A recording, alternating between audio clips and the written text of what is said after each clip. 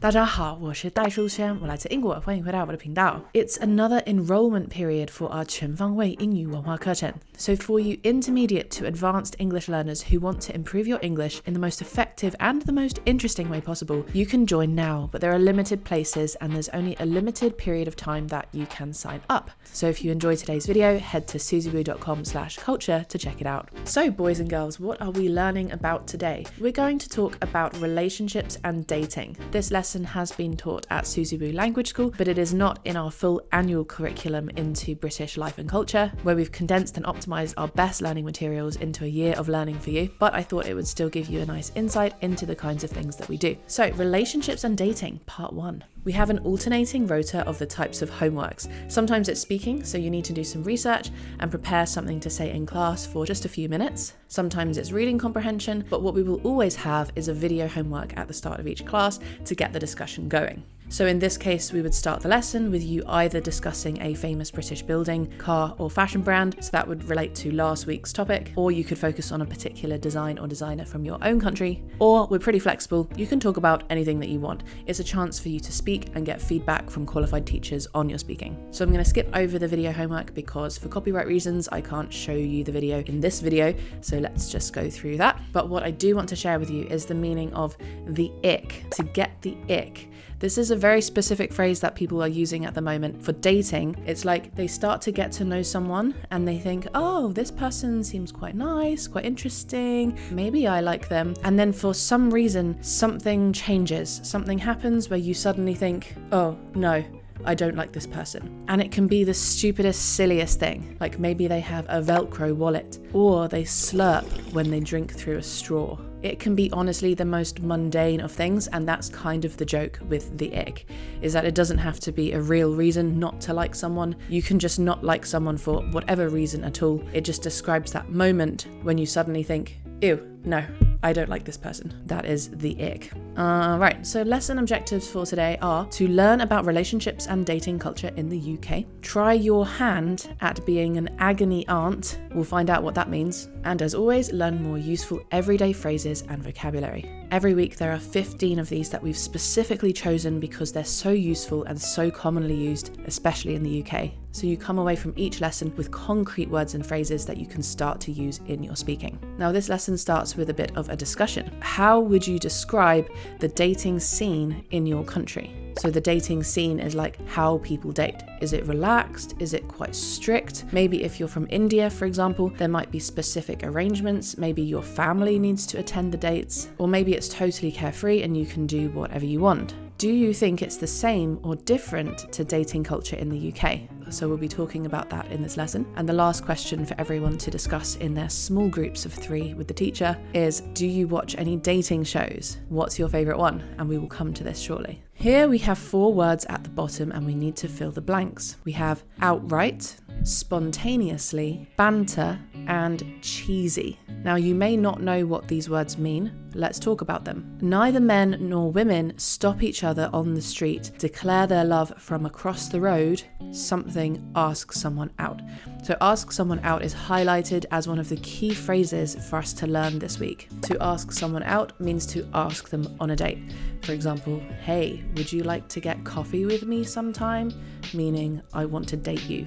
So because this starts with the verb ask, before that verb, we probably need something like an adverb. If you remember, adverbs end with y usually, or ly. So it could be maybe cheesy or spontaneously. Now spontaneously is like 主动, like proactively going over and asking someone. You just have that feeling of, oh yeah, I'm gonna do this. I'm not thinking about it too much. I'm just gonna ask that girl out.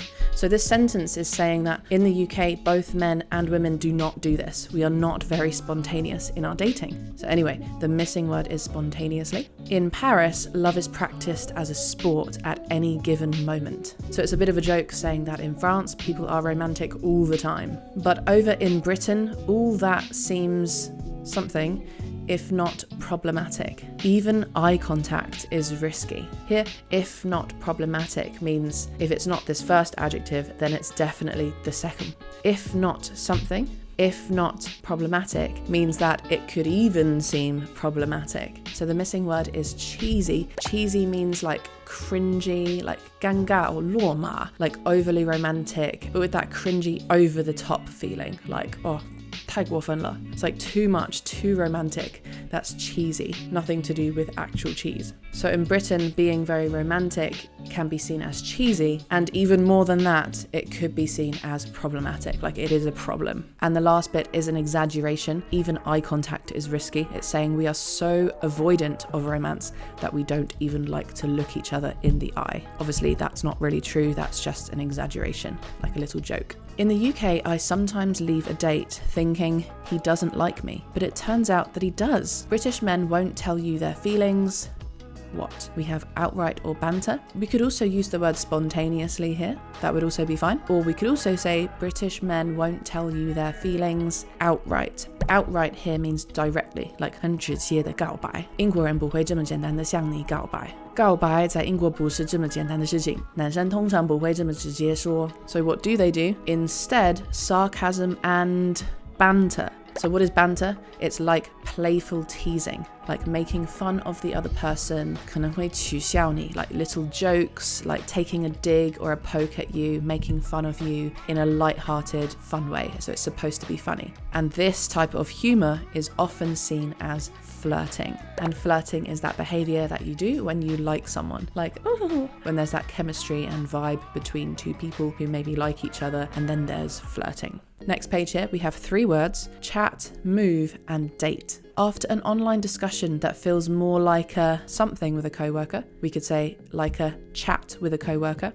you finally agree to meet for a drink. Never ever call it a date. Again, this is a bit of a joke. It shows how avoidant British people are. It might clearly be a sign of interest in the other person to go for a drink with them after chatting, but we would not say it's a date because we're afraid of that word. It feels too serious. People want to pretend like, no, it's just casual, almost like we're just friends. So then if it goes badly, you can't say, oh, the date went badly. It's more like, oh, I just had a chat with someone and I'm not going to see them again, but I didn't like them anyway. So we're very shy and embarrassed to let others know our feelings, which is why you might not often hear people say that it's a date. They don't want to reveal that they actually like the other person. I know it's a bit stupid, and not everyone is like this. Alcohol is ordered the very second you meet.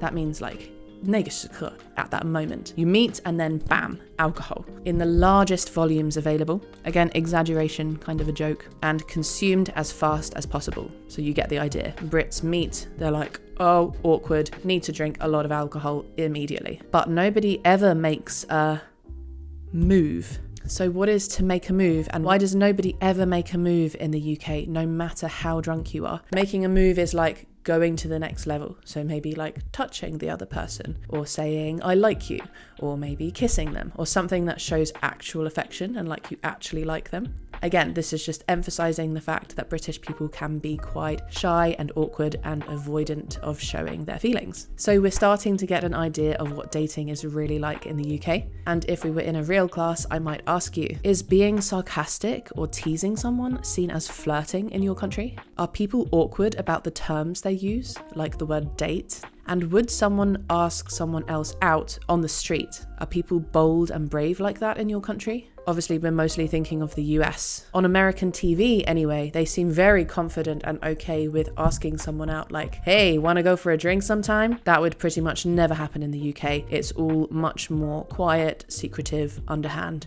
and confusing. Now let's learn some useful slang related to dating. Which of these phrases mean either to end a relationship or to kiss someone passionately? So to end a relationship, we have some words on the right here. To break up with, to make out with, to get off with, to split up with, to neck on, to call it quits, to snog, and to dump or be dumped by someone. As you can see, most of them are phrasal verbs. Phrasal verbs are incredibly common in English, but they can be difficult to use, which is why we need lots of practice. So which ones mean to end a relationship? We've got to break up with. That's 分手, to break up with. He broke up with me and I don't know why. Now, to make out with, that one means to kiss someone passionately, but it's especially American slang, this one. Oh my god, I saw you guys making out at school. That was so gross. So what would we say in the UK instead? We would say, get off with. This is very slangy and something teenagers would be more likely to say. Like, oh yeah, got off with that girl last night. She is well fit, mate. How about to split up with? Do you think that means kissing or breaking up? Well, split is like 分开, so that is breaking up. You could say that the celebrity couple split up.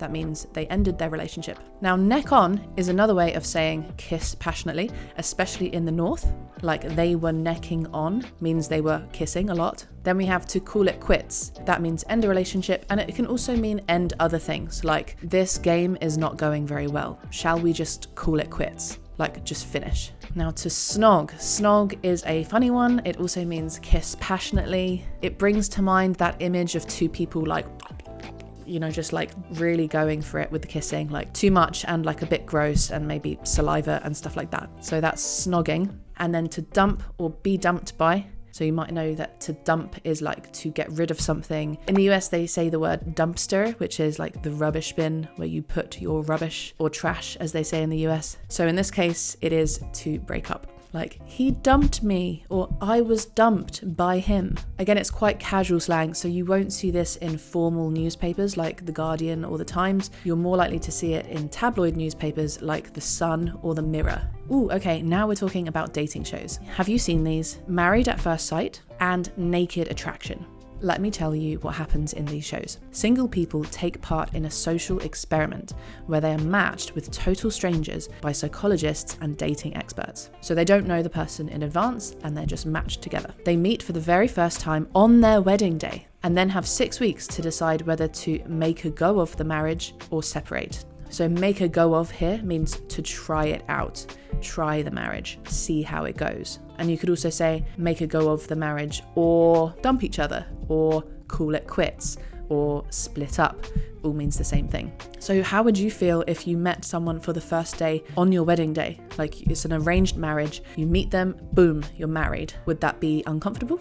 So in this show, obviously it is quite uncomfortable when they see each other and they might be like, oh, I am not attracted to this person at all, but now we are married, yay. Question, would you trust a psychologist or dating expert to match you with a partner? If you are dating, it could be quite helpful to have someone say, hey, on paper, it seems like your personality and stuff is going to match with this other person. Maybe it increases the odds that you will like that person. Or maybe these things are very hard to predict. Like on paper, it looks like you guys should get on, but actually you meet each other and it's like, no, there's not a vibe here.